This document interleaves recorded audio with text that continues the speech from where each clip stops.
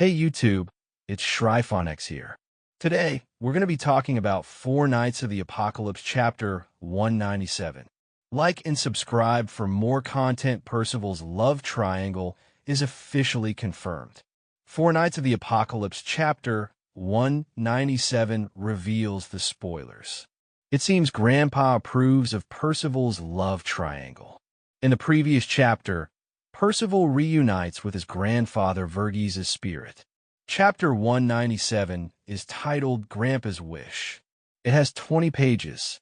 The cover shows a younger Percival standing on the grave he made for his grandfather, holding his helmet. Initially, Percival rejoices, but then he gets angry again and asks who wished to bring Verghese back to Camelot as a revived relative. This reminds him of his grandfather's terrible fate.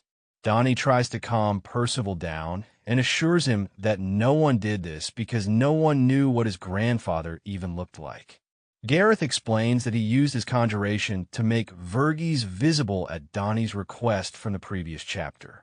While Percival is happy to see his grandfather, he also laments that Verghese is not really his grandfather because Percival was never his grandson to begin with. He even says that he should never have been born. Verghese reassures Percival that they may not be related by blood, but Percival will always be his adorable grandchild who made his life fuller. The scene becomes more lighthearted as Verghese convinces Percival, who resembles his silly old self again, that he will always love him. Gawain notices their striking resemblance, while Tristan feels like seeing his own grandfather, Bartra, once again. Donnie thanks Gareth, who reminds Percival that this endeavor tires him out. Verghese then reveals that Percival is the apple of his eye, much to Percival and everyone's surprise, just like Diodora. Verghese urges a reluctant Percival to save Diodora, who we see in another scene biting his own thumb in anger.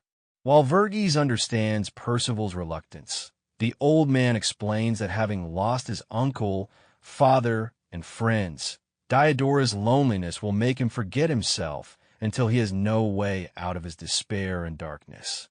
Verghese invokes the Holy Knight vow of crushing evil, rescuing the weak, and risking one's life for what is important.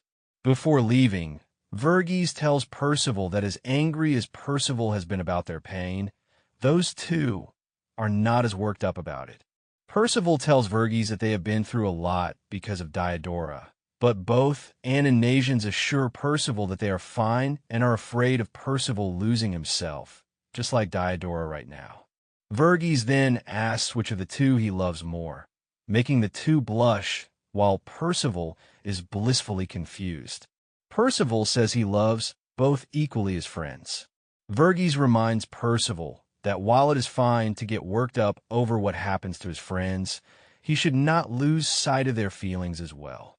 Verghese expresses gratitude to Donnie for the chance to meet Percival.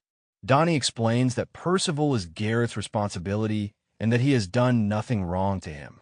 Despite Donnie's explanation, Verghese still credits him for being a kind man who shared joy and sorrow with Percival.